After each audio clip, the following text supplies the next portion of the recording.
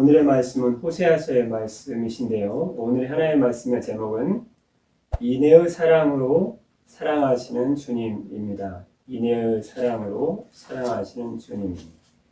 우리 같이 한번 따라해 보겠습니다. 인애의 사랑으로 사랑하시는 주님. 호세아서 말씀은 1장부터 14장까지 요즘 계속 구약성경의 소선지자 분량 이사야서는 예레미야는 분량이 많지 않지만 중요한 성경들을 다루고 있습니다. 분량이 이사야서나 예레미야처럼 분량이 많지 않은 선지서를 이제 소선지서라고 하는데요. 오늘 호세아서 말씀은 하나님의 인애의 사랑을 가르쳐주고 있습니다. 인애의 사랑. 인애가 무엇일까요? 오늘 그거에 대한 말씀이 맞춰지면 호세아서 1장부터 14장까지 전체적인 말씀을 다 깨달아 알 수 있습니다. 내용이 굉장히 간단한데요. 핵심적인 말씀 중심으로 살펴보도록 하겠습니다. 미국의 유명한 설교가이면서 신학자가 있죠. 아이언사이드 박사님이신데요. 미국에서도 교회에서 이렇게 회의를 하는데요.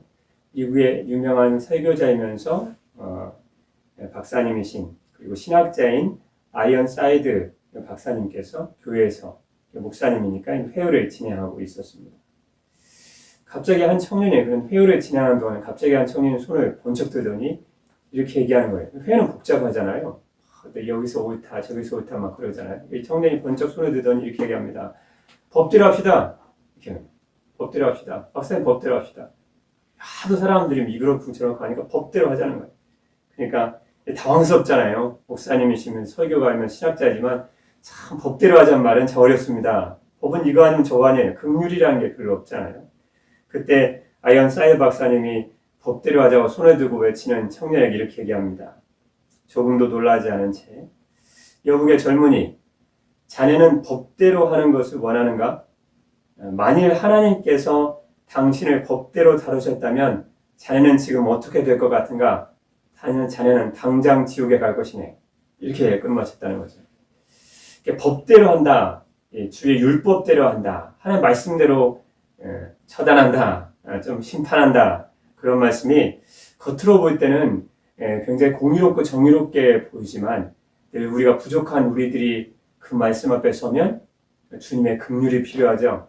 오늘 호세아서의 말씀은 우리의 부족함과 죄악에도 불구하고 주님은 율법, 법대로 하지 않으시고 주님의 인애의 사랑, 인애란 말은 우리를 변함없이 끊임없이 영어성 NIV에 보면 unfailing, 결코 실패하지 않은 결코 끊임없는 변함없는 사랑으로 우리를 사랑하시는 사랑이다. 그 사랑으로 주님 우리를 사랑하신다라는 것이 호세아서 말씀의 중심 핵심이면서 또는 호세아서 6장 6절 말씀에 나는 인애를 원하고 제사를 원치 않는다. 이 말씀은 예수 그리스도께서 마태복음에서 2번이나 인용했을 정도로 호세아서는 실은 우리에게 굉장히 잘 알려지고 유명한 성경 구절을 가지고 있습니다. 오늘 귀한 호세아 말씀을 통해 인애의 사랑을 깨달아 하시고 변함없는 주님의 사랑을 닮아서 우리도 이웃과 남을 그렇게 사랑하시기를 주님의 이름으로 축복합니다. 본서요, 호세아서는 북이스라엘의 여로보암 2세 때의 이야기인데요. 북이스라엘의 수도가 사마리아였죠. 사마리아 중심으로 선포된 북이스라엘 선지자 호세아서를 통해서 주시는 하나님의 말씀이십니다. 1장 간단하죠. 여러분 잘 아시는 내용이죠. 음란한 여인 고멜을 취해서 넌 결혼해라. 누구한테요? 거룩하게 한량없는 선지자한테. 그래서 하나님은 음란한 여자 고멜과의 거룩한 하나님의 선지자 호세아와의 결혼 생활을 통해서 끊임없이 북이스라엘 하나님을 떠나 음란 영적인 간음, 우상을 쫓아가는 영적인 간음이잖아요. 영적인 간음을 행하는 북이스라엘 죄, 아니면 남유다의 죄까지도 하나님은 다루시면서 영적인 죄, 이 세상을 사랑하고 아직도 이 세상 가운데서 이 세상에 대한 사랑을 버리지 못하는 우리들에게 주님 주시는 말씀이라고 할 수 있습니다. 주님은 부정한 아내 고멜에 대한 호세아의 한결같은 사랑을 통해 우상 숭배를 하는 영적으로 음란한 이스라엘 백성들, 아니 우리들의 죄악을 지적하시면서 그럼에도 불구하고 하나님의 변함없고 한결같은 무슨 사랑이요? 인애의 사랑을 알게 하십니다. 여러분 호세아서를 통해서 우리에게 말씀하신 주님은 어떤 분이신가요?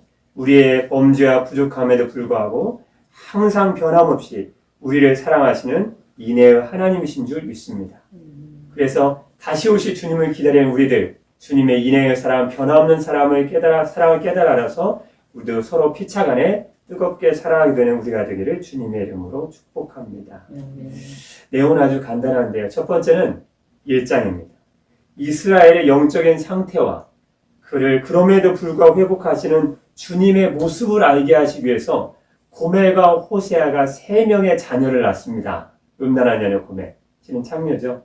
그런데 그 3명의 아이들의 이름을 통해 이스라엘 영적인 상태와 그럼에도 불구하고 그들을 회복하시는 하나님의 모습이 그 이름 3가지 이름에 다 담겨 있습니다. 1장 4절, 1장 5절, 1장 9절입니다. 첫 번째 1장 4절입니다. 시작입니다. 여호와께서 호세아에게 이르시되 그 이름을 이스라엘이라 하라.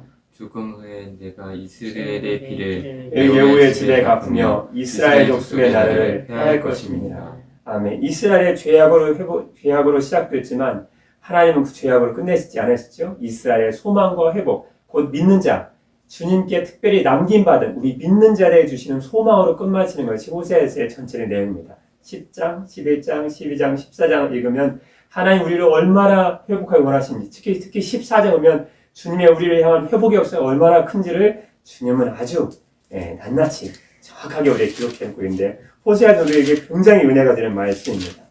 주님이 우리에게 주신 3가지 이름, 음란한 고멜과 호세아 사이가 태어난 3명의 자녀들 이름을 통해 그들의 영적인 상태와 주님이 그들을 회복하시는 회복의 역사가 다 담겼는데요. 첫 번째 1장 4절 여호와께서 호세아에게 이르시되 이제 결혼을 했습니다. 너는 음란한 여인 고멜을 맞아서 결혼해라. 그래가지고 결혼을 했습니다. 아이를 낳았죠. 1장 4절입니다.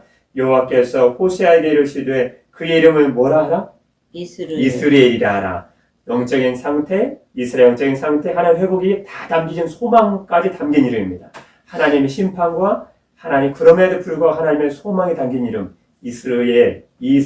우리가 같이 따라해보겠습니다.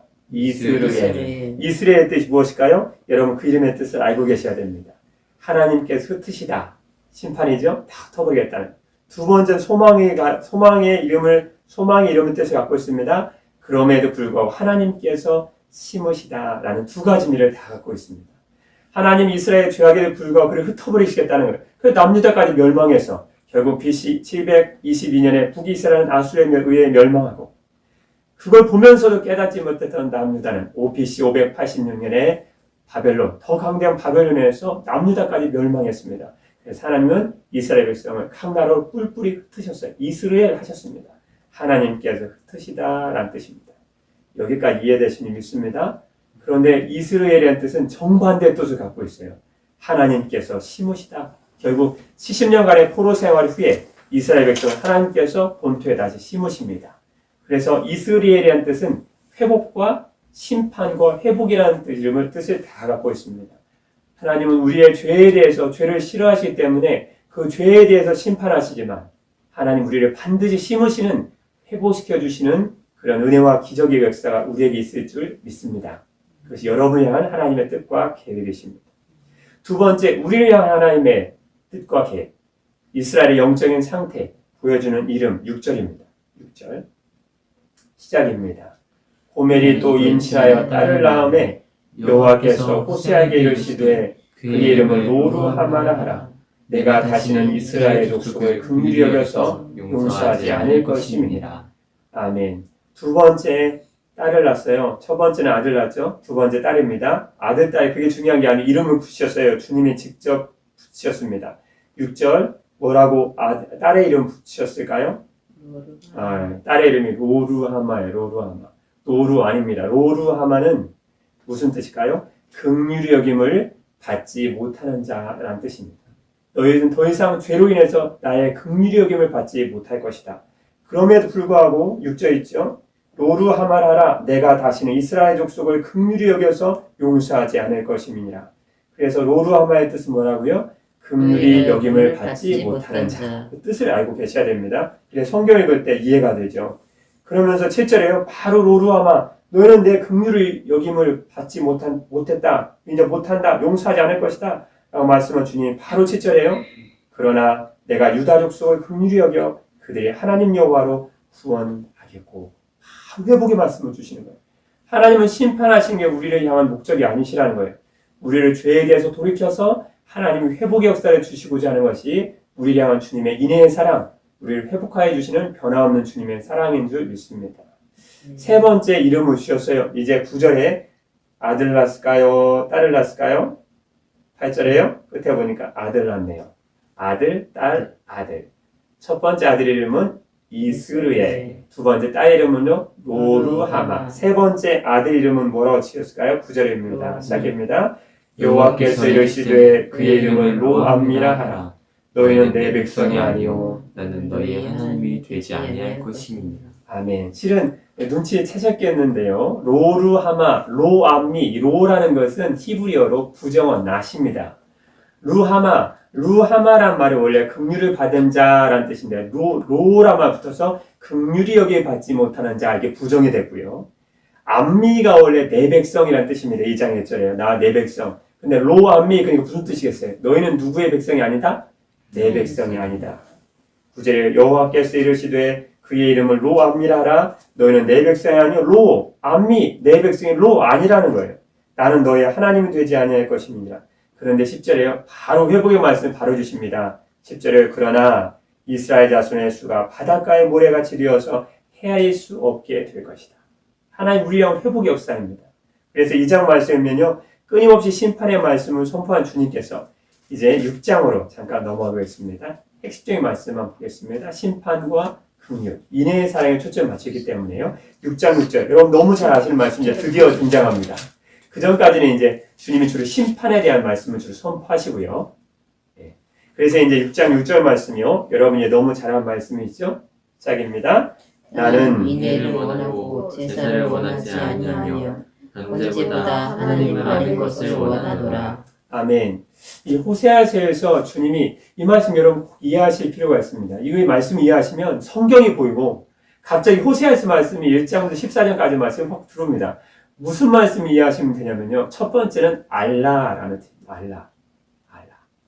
두 번째 말씀은 나는 인애의 하나님이다. 나는 인애를 원하고 그 말씀이에요. 그러니까 알라라는 그 말씀과 단어와 인애라는 말씀이 호세아서 양대 기둥입니다. 그 알다라는 말씀은 무슨 말씀일까요? 누구를 알라라는 말씀일까요? 인애의 하나님을 알라라는 말씀입니다. 거기 6장 3절 말씀에 보면요. 6장 3절 말씀이에요. 바로 위에죠. 그러므로 우리가 여호와를 알자. 다시 나오죠. 힘써 여호와를 알자. 그의 나타나심은 새벽빛같이 여김없나니 비와 같이 땅을 적시는 늦은 비와 같이 우리에게 임하시리라 하니라. 여러분 우리가 신앙생활을 하면서 꼭 해야 될 일이 있습니다. 그것이 무엇일까요? 그것은 하나님을 알아가는 일입니다.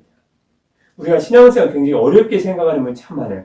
여기 쫓아오고 저기 다니고 이런다고 신앙생활 되는 게 아니고 참된 신앙생활로 주님이 뭐라고 말씀하시냐면 영적으로 방황하는 이스라엘 백성들에게 돌아오라고 말씀하시죠. 선지자들은 다 돌아오라고 말씀하세요. 여러분 봤죠? 그러면서 주님이 하신 말씀이 6장 1절 말씀에 그 말씀 나오잖아요. 오라 우리가 여호와께로 뭐하자? 돌아가자.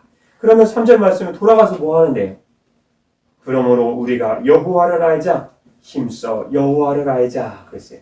힘써 여호와를 알자. 힘써 알자라는 뜻은 무슨 말씀일까요? 이 말씀은 최대한 정성과 힘을 다 기울여서 여호와를 아는 일에 힘쓰고 애쓰고 노력해야 된다는 거예요. 여러분 신앙은요. 노력해야 돼요. 누구를 알기 힘쓰고 노력해야 돼요? 쓰레기 줍는 거 노력해야 돼요? 그것도 주님의 말하면 선한 일이지만 우리가 정말 알고 힘쓰고 애써야 되는 것은 하나님 여호와를 아는 일이에요. 그래서 주님 말씀이 알라라는 말을 6장 3절 말씀에 두 번 하시면서 여호와를 알자라고 말씀한 주님이 두 번째는 어떻게 알라? 힘써 여호와를 알자. 우리가 주님을 힘써 알아야 된다. 그래서 베드로후서 3장 18절 말씀에 예수님 오실 말세를 준비한 우리들에게 베드로 사도를 통해 주님이 권면하신 말씀이 있습니다. 베드로후서 3장 18절 말씀 우리 꼭 알아야 되죠. 무슨 말씀이죠? 베드로후서 3장 18절 말씀이요. 오직 우리 주 곧 그리스도 예수의 은혜와 그를 아는 지식에서 자라라. 영광이 이제와 영원한 날까지 그에게 있을지어다. 여러분, 우리는 주님을, 다시 오실 주님을 준비하잖아요. 다시 올 주님을 준비하는 우리들이 어떻게 하면 될까요? 네, 오늘 흰옷 입고 산에 올라가면 될까요? 아, 내가 온다니까, 빨리 오신다니까, 직장에 다 그만두고, 삶에 그냥 산에 올라가서 오시옵소서 주 예수님, 그러면 주님이 빨리 오시나요? 그게 주님은 그렇게 말씀하지 않으셨어요. 주님 오실 준비하는 성도들이 꼭 해야 되는 게 있대요. 그게 무엇일까요? 베드로후서 3장 18절 말씀, 오직 우리 주 곧 그리스도 예수의 은혜와 그를 아는 지식, 주님을 아는 지식에서 자라가라. 영광이 이제와 영원한 날까지 그에게 있을지어다. 아멘. 그렇게 성경을 기록하고 있다는 것입니다. 여러분, 오늘도 주님의 성경 말씀을 통해 알아가십시오. 그리고 내일도 또 주님을 알아가십시오. 그것이 주님을 기다리는 최고의 일입니다. 여러분, 주님을 알되 힘써 여호와를 아시기를 주님의 이름으로 축복합니다. 그래서 호세아서 6장 1절 말씀에 돌아오라 처음 말씀하십니다. 6장 1절 말씀에 오라 우리가 여호와께로 돌아가자. 여호와께서 우리를 찢으셨으나 도로 닦게 하실 것이요 우리를 치셨으나 싸매 주실 것입니다. 왜냐하면 6장 전에는 계속 심판에 대한 말씀이 계속 나오거든요.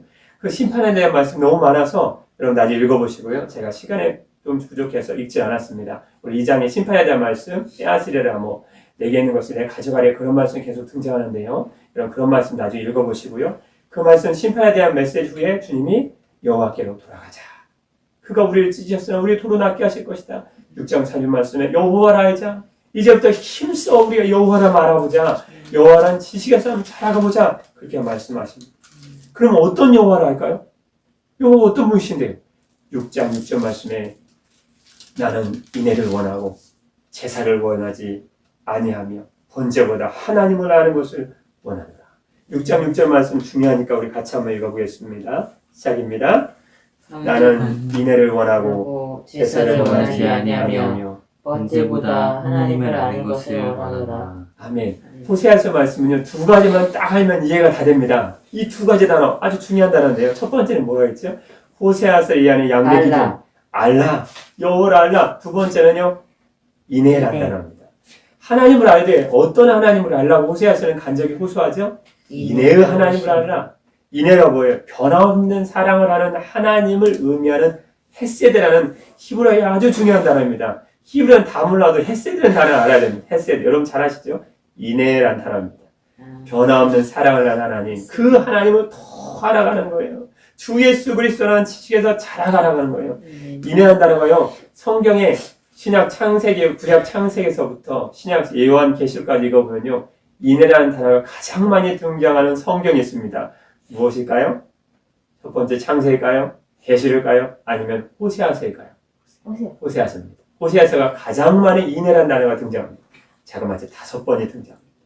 이 호세아서 4장 1절 말씀에 이스라엘 자손들아 여호와의 말씀을 들으라. 여호와께서 이 땅 주민과 논쟁하시나니 이 땅에는 진실도 없고 보도 없고 인애도 없고 하나님을 아는 지식도 없고. 호세아서 6장 4절 말씀에 인애라는 단어가 호세아서에서 어떻게 등장하는지 잠깐 말씀드린 것입니다. 호세아서 6장 4절 말씀에 에브라임아 내가 되게 어떻게 하랴.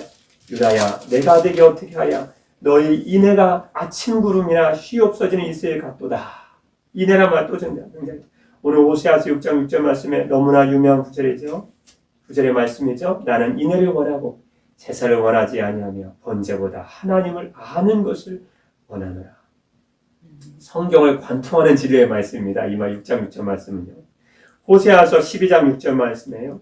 그런즉 너희 하나님께로 돌아와서 인애와 정의를 지키며 항상 너희 하나님을 바랄지니라. 아멘. 호세아서 10장 12절 말씀에 너희가 자기를 위하여 공의를 심고 뭘 거두라? 인애를 거두라. 그래서요. 호세아서 6장 6절 말씀에 하나님을 아는 것을 원하노라 라는 말씀은 인애 하나님을 너희는 더욱더 알아가라 라는 말씀입니다. 호세아서에 나온 6장 6절 이 말씀은 예수님도 방금 전에 말씀드린 것처럼요. 두 번을 인용하신대요. 마태복음 9장 13절 말씀과 마태복음 13장 7절 말씀에 나옵니다. 여러분 익숙한 성경 구절 말씀이신데요. 마태복음 9장 13절 말씀을 한 가지 예로 들어보면요. 예수님께서 어느 날 마태의 집에 초청을 받고 가셨습니다. 수많은 죄인들이 주님께 나오는 거예요. 주님 만나고 싶어서. 근데 그 주변에 바리새인들, 율법에 너무 정통한 바리새인들이 예수님을 노려보고 서 있는 거예요. 그때 예수님은 죄인을 그대로 맞이해서 그들과 죄인들과 식사를 하고 있습니다. 근데 바리새인은 막 비방을 합니다. 죄인을 영접할 때 죄인의 친구라고 막 비방을 합니다. 그때 마태복음 9장 13절 말씀 예수님이 유명한 말씀을 하십니다. 너희는 가서 내가 긍휼을 원하고 제사를 원하지 아니하노라 하신 뜻이 무엇인지 배우라. 나는 의를 부르러 온 것이 아니요 죄인을 부르러 왔노라 하시니라. 내가 긍휼을 원하고 이게 호세아서 6장 6절 말씀에 내가 인애를 원하고 라는 그 단어를 마태복음에 긍휼이라는 단어로 번역한 것입니다. 나는 인애를 원하고 제사를 원하지 아니하노라. 우리가 아무리 제사는 예배잖아요. 우리가 아무리 제사의 형적인 제사와 예배를 드릴지라도 하나님을 향한 인애의 마음, 변함없는 사랑의 마음이 없고 주님의 인애의 마음을 닮은 우리의 삶의 모습이 없다면 그게 죄를 영접한 거잖아요. 그의 모습이 없다면 제사는 형식적인 제사, 형식적인 예배. 나중에 호세아서 말씀하면요. 너는 제사 때 고기 드리잖아요. 너는 고기를 드린 것에 불과하다. 그렇게 말씀하십니다. 여러분 주님은요. 우리가 주님의 인애의 마음을 담고 제사를 원하지 않는 주님이신 줄 아시길 바랍니다. 주님이 예배를 원하지 않는 게 아니에요. 예배는 반드시 무엇이 담겨 있어야 된다고 주님 말씀하시는 거죠. 주님의 변함없는 사랑, 인애의 마음을 가지고 너희 주님을 사랑해라.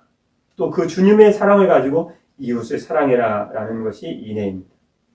인애는 하나님의 약속에 근거한 하나님의 변함없는 사랑을 말씀하십니다. 내가 인애를 원하고 라는 호세아서 6장 6절 말씀은 주님의 인애의 사랑, 인애의 사랑의 마음을 닮아 우리도 이웃과 다른 사람들을 그 마음과 그 사랑으로 사랑해라 라는 것입니다. 여기서 좀 생각해 볼 것이 우리가 왜 이웃을 사랑하기를 그렇게 어려워할까요? 우리가 주님 사랑하는 거 쉬워요, 어려워요? 어떤 분은 쉽다 그러고 어떤 분은 어렵다 그래요. 왜냐하면 하나님은 안 보시니까. 그런데 주님은 그럼에도 불구하고 우리가 인애의 사랑, 보이지 않는 하나님 우리 영으로 우리 변함없는 사랑으로 사랑해야 된다고 주님 말씀하신 거거든요. 마음과 성품과 힘을 다하여 주 너희 하나님을 사랑하라고 주님 말씀하셨죠. 그런데 왜 우리가 주님의 변함없는 인애의 사랑으로 누구를 사랑하기 어려운가? 이웃을 사랑하기 어려운가? 그건 인애란 말을 잘 이해할 필요가 있습니다. 다시 쉽게 말씀드리면 인애는 변함없는 사랑인데요. 우리를 적용해서 좀 쉽게 말씀드리면 논리적인 생각으로 이해가 되는 사랑만을 하려고 하기 때문에 그렇습니다. 여러분 호세아서를 통해서 주님 말씀하시는 고멜과 호세아의 결혼, 창녀와 선자 결혼, 여러분 이해가 되십니까? 이해가 안 되죠? 우리가 누구를 사랑할 때 사랑하기 어려운 이유는 저 사람이 도대체 내가 생각해도 논리적인 생각으로 내가 아무리 해도 이해가 안 된다는 거예요. 너는 어떻게 그렇게 하냐는 거예요. 그러니까 우리는 그 사람을 미워하거든요. 우리의 생각의 기준으로 봐서 재보니까 사랑할 기준이 안 되는 거예요. 그러니까 미워하는 거예요. 호세아와 고멜의 사랑, 이스라엘과 영적 간음을 수없이 하는 그럼에도 불구하고 주님을 계속 떠나는 이스라엘 백성들, 그들을 사랑한다? 우리의 생각으로 이해가 되나요? 이해 안 되죠. 신약 성경에 예수님께서 세상을 사랑하셔서 이 땅에서 자기 자신을 버리시고 우리를 위해 자신을 버리시고 의인을 위하여 죽는 자가 쉽지 않고 선인을 위하여 죽는 자도 쉽지 않고 의인을 위하여 죽는 자도 몇 없는데 죄인은 우리를 위해서 죽는 건 그건 불가능한 일이거든요. 우리의 생각으로 우리를 어떻게 사랑해? 우리가 봐도 우리가 사랑하기 쉽지 않죠. 그러나 주님께서 우리가 죄인 되었을 때 우리를 위해서 하나님의 사랑 확증한 게 뭐예요? 십자가 사랑이거든요. 그래서 하나님이 인애의 사랑이라는 건 우리가 조금 더 쉽게 번역하면요. 내 논리적인 생각으로 이해가 안 되는 상황에도 사랑할 수 있어야 된다라는 의미입니다. 사랑이라는 것, 성경이 말하는 인애의 사랑이라는 것은 논리적인 생각으로 이해가 돼서 사랑하는 게 아니에요. 논리적인 생각으로 우리의 생각으로 이해가 안 됐을 때 사랑하는 것이 사랑입니다. 여러분 우리가 주님이 우리를 사랑하셨듯 우리가 이해가 안 되는 사람을 사랑하시기를 주님의 이름으로 축복합니다. 그래서 마태복음 5장 43절 말씀에 주님은 인애의 사랑에 대해서 주님이 이렇게 말씀하십니다. 마태복음 5장 유명한 산상수훈에 대한 말씀이죠. 마태복음 5장 43절 말씀입니다. 또 내 이웃을 사랑하고 내 원수를 미워하라 하였다는 것을 너희는 들었으나 이건 이스라엘 백성은 너무 당연한 말이었어요. 율법에 비추어 보면 원수는 적이에요. 미워하는 게 당연한 것입니다. 그래서 시편 말씀에 보면 다윗이 막 원수를 갖다 막 저주하잖아요. 그게 우리가 볼 때는 어떻게 다윗이 저렇게 하는가? 어떻게 의인이 저렇게 할 수 있는가라고 생각할 수 있지만요. 하나님의 율법의 잣대로 재면 율법은 긍휼이 없거든요. 그러니까 원수를 율법의 잣대 딱 대보니까 아무리 생각해도 넌 저주받아야 된다는 거예요. 근데 주님의 인애상 그게 아니라는 거예요. 내 원수를 미워하라 하였다는 것을 넌 들었다는 거예요. 그건 그들이 묻기, 원수를 미워하는 거? 당연하죠. 이웃을 사랑하고, 그건 내 이웃인데 뭐. 이스라엘 백성들의 생각의 기준이었어요, 그게. 그러나 주님 말씀은 너희가 들었으나 너희의 생각 기준이라는 거예요. 그러나 나는 너희에게 이르노니 너희 원수를 사랑하며 너희를 박해하는 자를 위하여 기도하라. 이건 그들의 생각을 이해할 수 없는 거예요. 원수를 사랑하고 너희를 박해하는 자를 기도한다는 건 이해할 수 없는 사랑이에요. 내 논리적 사고로는 이해할 수 없는 사랑이에요. 그때 주님이 이렇게 말씀하십니다. 이같이 한즉 내 원수를 사랑하며 너희를 박해하는 자를 위해 기도하는 이해할 수 없는 사랑을 한즉 하늘에 계신 너희 인의 하나님 아버지의 아들이 되리니 이는 하나님이 그 해를 악인과 선인에게 비추시며 비를 의로운 자와 불의한 자에게 내려주심이라. 무슨 사랑을 말씀하시는 거예요? 호세아서 6장에 나오는 인의 사랑을 말씀하시는 거예요. 하나님의 인의 사랑, 우리의 생각과 기준으로 가치관으로 도대체 이해가 안 되지만 주님을 사랑하는 거예요. 그게 뭐죠? 그 성경 인애라 그렇게 표현하는 거예요. 말씀하시는 거예요. 그 인애의 주님은 우리 뭐 하는 거예요? 여호와라 하자 힘써 그 여호와를 알아가라는 거예요. 그게 우리가 주님 오실 때 주님을 전에 우리 해야 될 일이에요. 여러분 주님 오실 때 뭐 거대한 건물 짓고 그게 할 일이 아니에요. 진짜 우리가 해야 될 일은 여호와를 힘써 알아가야 됩니다. 오늘 호세아를 통해서 호세아 선자 고멜과 호세아 선자를 통해 이 이야기 결혼 말도 안 되는 이야기를 통해서 영적 간음을 행하고 그들을 끝없이 사랑하는 변화없는 주님의 인애의 사랑을 통해서 우리가 지금 뭐 하는 거예요? 인애의 주님을 오늘도 알아가는 것입니다. 여러분 여호와를 알아가십시오. 그런데 힘써 여호와를 알아가십시오. 그 주님의 변하는 사랑이 여러분과 저희를 사랑한 줄 믿습니다. 그래서 호세아서 11장 8절 말씀 이 구절도 또한 유명한 구절입니다. 호세아서 11장 8절 말씀 에브라임이요. 에브라임은 북이스라엘을 가르치는 그 지파 이름입니다. 에브라임은 북이스라엘 전체를 가리켜요. 왜냐하면 북이스라엘의 주도적인 주권적인 역할은 주도적인 역할을 하는 지파였거든요. 에브라임이여 내가 어찌 너를 놓겠느냐. 이스라엘이여 내가 어찌 너를 버리겠느냐. 내가 어찌 너를 아드마 또 뒤에 나온 스보임은 소돔과 고모라 멸망했을 때 주의 같이 멸망했던 성들이거든요. 내가 어찌 너를 아드마같이 놓겠느냐. 아드마가 멸망했던 것처럼 내가 어찌 너를 멸망한 대로 그대로 두겠냐는 거예요. 어찌 너를 스보임같이 소돔과 고모라가 멸망했을 때 멸망해버린 스보임 성같이 내가 어찌 너를 그냥 두겠냐는 거예요. 내 마음이 내 속에서 돌이켜 나의 긍휼이 인애의 사랑이 긍휼의 마음이 온전히 불붙듯 하도다. 주님의 인애의 사랑 우리를 죄에서 건져주신 거예요. 그 사랑 우리는 신약에서 뭐라고 말씀하셨죠?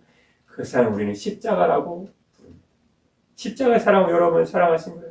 우리가 아직 죄인 되었을 때 그리스도께서 우리를 위하여 죽으심으로 하나님께서 우리에 대한 자기의 사랑을 확증하셨습니다.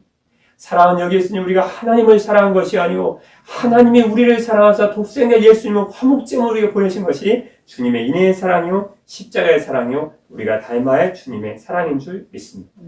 그 사랑이 우리를 회복시켜 주는 것이 14장에 나옵니다. 14장으로 잠깐만 넘어가 보겠습니다. 14장 5절부터 마지막 장이죠. 14장 5절부터 8절까지 보면 여러분 잘 세보시면요. 주님께 돌아오는 자를 인애의 하나님이 그들을 막 축복해주고 싶어서 축복하시는 9가지 복이 나옵니다. 나중에 한번 찾아보시고요. 14장 5절부터 8절까지 말씀 보면 하나님 이스라엘 백성을 사랑하셔서 또 믿는 자 주님께 돌아오는 우리들을 사랑하셔서 회개하고 주님께 돌아오는 자 그들에게 주시는 주님의 9가지 축복에 나옵니다. 14장 5절 말씀에 내가 이스라엘에게 이스라엘과 같으리니 그가 백합화같이 피겠고 첫 번째 보이죠. 14장 5절 말씀에 레바논 백향목같이 뿌리가 박힐 것이며 읽으면 여러분 나중에 은혜 읽어보시고 은혜 받으시고 그 중에 9가지 복 중에 3가지 복만 콕 집어서 말씀드리겠습니다. 주님께 돌아오는 자에게 인애의 주님이 주신 3가지 복. 첫 번째 복은요. 무엇일까요? 바로 5절입니다. 5절. 끝에 5절 끝에요. 레바논 백향목같이 뿌리가 박힐 것이라. 레바논 백향목 뿌리가 깊이 박히죠. 그것처럼 여러분 주님께 돌아온 여러분에게 하나님은 터가 견고하게 서는 복을 주실 것이다. 그걸 신약성경 베드로전서 5장 10절 말씀에는 모든 은혜의 하나님 고 그리스도 안에서 너희를 부르사 자기의 영원한 영광에 들어가게 하시니가 잠깐 고난을 당한 너희를 친히 온전하게 하시며 굳건하게 하시며 강하게 하시며 그 다음에요 터를 견고하게 하시리라.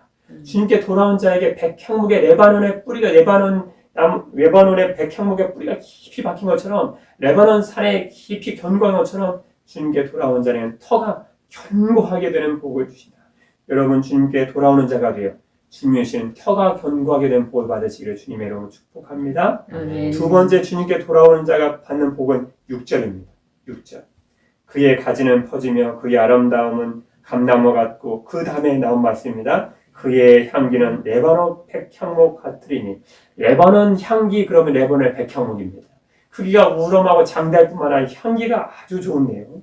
그래서요. 주님께 돌아온 자에게 주신 주님의 두 번째 축복은 그 향기는 레바논 백향목같이 퍼지듯 남은 자들, 주님께서 택한 자들의 삶의 모습이 주변 사람들에게 좋은 영향력, 선한 영향력을 미치는 복을 받을 것이다. 향기는 퍼지잖아요. 향수가 온 방에 퍼지고 온 집에 퍼지잖아요. 마리아가 향수를 주님의 발 앞에 쏟으니까 그 온 집이 비난하는 사람의 귀와 코까지 다 향기가 퍼졌어요. 그처럼 주님께 돌아오는 자의 향기는 레바논 백향목의 향기처럼 주변 사람들에게 좋은 영향력, 선한 영향을 끼치게 될 것이다. 여러분, 세상의 빛이요 그리스도는 세상에 생명을 전하는 생명의 향기입니다. 그리스도의 향기입니다. 여러분의 선한 영향력을 통해 주변 사람들에게 주님께 돌아옴으로 여러분의 선한 영향을 통해 많은 사람들이 주께 돌아오고 많은 사람들이 변화되는 아니 주님의 인해의 주님을 닮아 다른 사람, 많은 사람도 그 주님을 닮게 되시기를 주님의 이름으로 축복합니다. 세 번째 주님께 돌아오는 자가 받는 세 번째 복 7절입니다. 7절 말씀에 보면요. 그 향기 7절 말씀 끝에 보면요. 그 향기는 레바논의 포도주 같이 되리라. 실은요. 향기라는 단어가 기업, 명성이라는 뜻을 갖고 있습니다. 그래서 주님께 돌아온 자는 뭘 회복시켜 주시겠다? 네. 명성을 회복시켜 주시겠다라는 말씀입니다. 주님께 돌아온 자가 받는 마지막 세 번째 복, 그 향기가 레바논의 포도주같이 되듯 향기는 명성, 기억이라는 뜻이죠. 명성이 사람들에게 기억될 정도로 회복되는 역사를 주실 것이다. 향기로 번역된 히브리어는 제케르라는 말인데요. 기억과 명성이라는 뜻을 갖고 있습니다.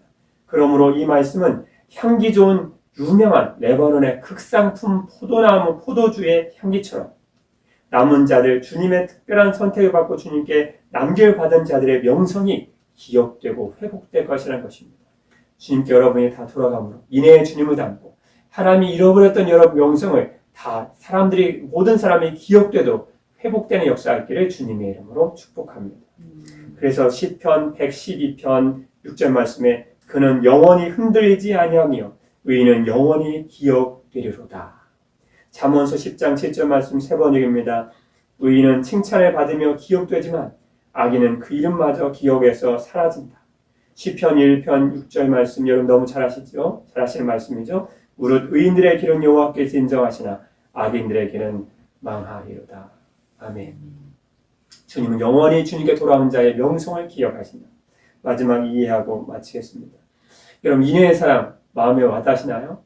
어쩌면 인해의 사랑은 마음에 와닿지 않는 분들에게 이야기하면 금방 마음에 와닿을 것입니다. 하나님의 주님의 변함없는 사랑을 알게 하시기 위해서 우리에게 주신 것이 있어요. 그게 무엇일까요? 그 어머니입니다. 부모와 자녀와의 관계를 통해서 아버지 대신 영적 아버지 대신 하나님과 영적 자녀된 우리의 관계를 주님 말씀하셨어요. 어머니의 사랑은 주님의 인해의 사랑은 너무 많이 닮았어요. 어느 분이 글을 썼는데요. 마음에 많이 와닿아서 한번 읽어드리겠습니다. 어느 분의 글입니다. 그분의 글입니다. 잘은 안 나지만 생각이 잘 안 난다 그 뜻이죠. 어렴풋이 기억이 납니다. 내가 유치원 다니던 시절 밤에 고열로 아파할 때 어머니의 사랑이죠. 주님의 사랑을 닮은 어머니의 사랑. 그 높은 산동네에서 나를 들쳤고 택시가 다니는 곳까지 쉬지 않고 뛰어내려와 나를 병원으로 데려갔던 당신. 그때 난 보았습니다. 당신의 눈에서 흐르는 눈물을. 어떤 분이 어머니에 대한 기억입니다. 내가 초등학교 때 반장이 되었을 때 다음날 빵과 우유를 50개씩 싸와서 반 아이들에게 하나씩 나눠주었던 당신. 난 당신에게 짜증을 부렸습니다. 창피하게 학교까지 왜 왔냐고. 그때 난 보았습니다. 나의 그러한 태도에도 나를 자랑스러워하는 당신의 미소를. 어머니죠. 초등학교 5학년 때 보이스카우트 여행을 갔을 때 당신도 나를 따라왔습니다. 내가 가는 곳마다 뒤를 졸졸 따라다니며 저의 모습을 사진에 담아내는 당신. 유난히도 사진 찍는 것을 싫어했던 나는 그런 당신에게 또 짜증을 냈습니다. 왜 사진을 찍냐고. 그때 난 보았습니다. 당신의 민망해 하는 어색한 웃음. 우리 집이 그리 잘 사지 않았던 시절, 내가 그렇게 갈비를 먹고 싶다고 졸라도 사줄 돈이 없으셨던 당신, 하루는 그동안 모으고 모은 돈으로 나에게 갈비를 2인분이나 사주셨던 당신, 그때 난 보았습니다. 집에 돌아 부엌에 쪼그리고 앉아 찬밥을 드시는 당신. 내가 좋지 않은 대학에 입학했을 때 당신은 마음속으로 실망이 대단히 크셨던 것을 저도 알고 있습니다. 그러나 하지만 내가 기죽을까봐 나보고 잘했다고 수고했다고 다독거려준 당신. 그때 난 보았습니다. 당신의 미소 뒤에 숨어있는 서글픈 미소를. 내가 군대 훈련소에서 병원에 갔을 때 조교의 눈을 피해 몰래 당신에게 전화를 했었습니다. 당신의 목소리에서 뛰듯이 기뻐하는 것을 느꼈습니다. 조교의 눈에 들킬까봐 1분도 통화하지 못하고 끊어야 했습니다. 그때 난 들었습니다. 전화를 끊으면서 얼핏 들리는 당신의 흐름을. 내가 군대에서 고참에게 매일 모커발로 정강이를 채이고 나서 휴가를 나왔을 때 당신은 내가 잠들어 있는 방에 들어와 내 모습을 바라보시다가 우연히 나의 피고름이 흐르는 퉁퉁 부어있는 정강이를 보았습니다. 나는 자는 척하고 있었지만 그때 난 들었습니다. 당신의 소리 죽여 우시는 소리를. 내가 부록의 나이가 지나고 당신이 70 먹은 노인네가 되었을 때 그때도 난 볼 수 있을 것입니다. 내 걱정에 항상 마음 졸일 당신의 모습을. 그런 나는 당신을 어머니라고 부릅니다. 어머니의 그 사랑, 우리에게 주신 어머니의 그 사랑은 왜인지, 왜 그런지 호세아서에 말씀하시는 주님의 변함없는 인애의 사랑은 너무나 흡사하게 닮았습니다. 인애의 사랑을 하시는, 변함없는 사랑을 하시는 우리 주님께서 우리의 그 사랑을 조금이라도 알게 해주시려 우리는 부모와 자녀, 어머니와 자녀의 관계를 주셨습니다. 우리를 그토록 사랑하신 주님의 인애의 사랑 모습을 주님을 보여주신 것이죠. 인애의 그 사랑을 하시는 분을 우리는 주님이라고 부릅니다. 주님은 언제나 우리를 향하여 변함없는 사랑을 하십니다. 우리도 변함없는 사랑을 하시는 인애의 주님을 더욱 알아가고 더욱 닮기를 소망하시는 여러분 되시기를 주님의 이름으로 축원합니다. 아멘. 기도하겠습니다. 높음이나 깊음이나 다른 어떤 피조물이라도 우리를 우리 주 그리스도 예수 안에 있는 하나님의 사랑에서 끊을 수 없으리라. 언제나 변화없는 인애의 사랑을 하시는 우리 주 하나님 아버지, 오늘도 세상에 대하여 주님을 향하여 이웃을 향하여 주님처럼 언제나 변화없는 사랑을 하게 하여 주옵소서. 논리적인 생각으로 이해할 수 있는 사랑이 아닌 우리의 생각으로는 도저히 이해할 수 없는 상황에서도 사랑하신 주님의 사랑을 본받게 하여 주옵소서. 오늘도 인애의 주님을 더욱 알고 닮아가기를 소망합니다. 오늘도 주님을 더 알아가길 소원한 사랑하는 성도들에게 주님 복을 주셔서 인애의 주님을 더욱 알아갈 수 있도록 축복하여 주옵소서. 우리를 죽기까지 사랑하신 주 예수 그리스도의 이름으로 기도드립니다.